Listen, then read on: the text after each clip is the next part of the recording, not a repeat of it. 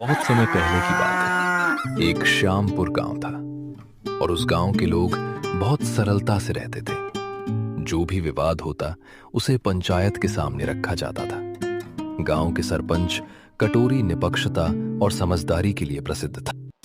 एक दिन गांव के दो पड़ोसी रघु और माधव पंचायत में पहुंचे।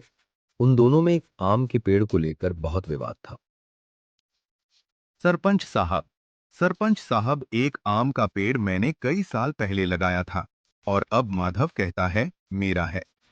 नहीं नहीं, ये पेड़ मेरी खेत की तरफ है, इसीलिए इसके फल मेरे हैं। दोनों अपनी बात पर अड़े रहे और गांव वाले भी ये राह देख रहे थे कि पंचायत का न्याय कब सुने। रघु और माधव सुनो, कल सरपंच साहब तुम्हारे साथ तुम्हारे खेत पर जाएंगे और तुम्हारा पेड़ का निर्णय करके आएंगे।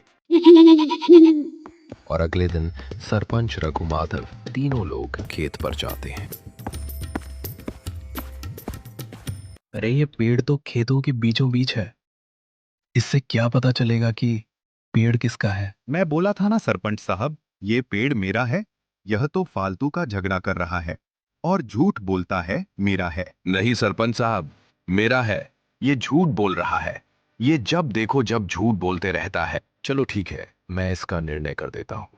जिसका भी ये पेड़ होगा, इसको रात में रखा कर साबित करेगा कि मेरा है। और इतनी कहकर तीनों अपने अपने घर चले गए।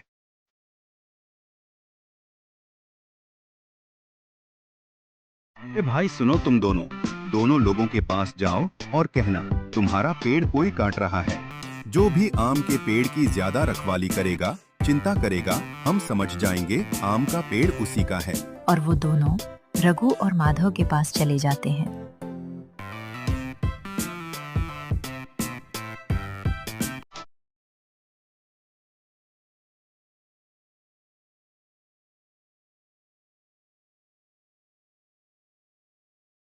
चलो चलो, तुम्हारे आम के पेड़ को कोई काट रहा है, उसकी फल तोड़ रहा है, उसको उजाड़ रहा है। जल्दी चलो। आप चलो, मैं आ रहा हूँ।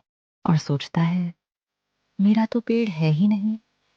चाहे कोई उजाड़े, चाहे कोई फल तोड़े, मुझे क्या लेना देना है। भैया भैया, आपका आम के पेड़ को कोई काट रहा है, उसके फल तोड़ रहा है और उसकी पत्तियों को उजाड़ रहा है। आप जल्दी जाइए भैया। इतने सुनते ही रघु दौड़ लगाकर आम के पेड़ की तरफ जाने लगता है।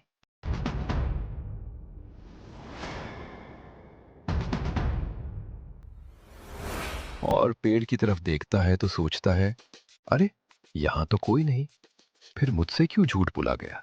कोई ना कोई बात तो है। तभी सरपंच साहब आ जाते हैं और कहते हैं,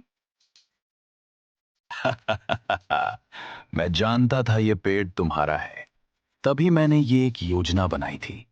जिसका पेड़ होगा उसको दुख जरूर होगा। और देखा, उसका पेड़ नहीं था, इसीलिए उसको कोई दुख नहीं हुआ। तुम्हारा पेड़ था तो तुम दौड़े चले आए। सरपंच साहब, किसी से झूठ बोलकर या गलत नीति से कोई भी चीज हासिल नहीं होती। अंत में विजय धर्म की ही होती है।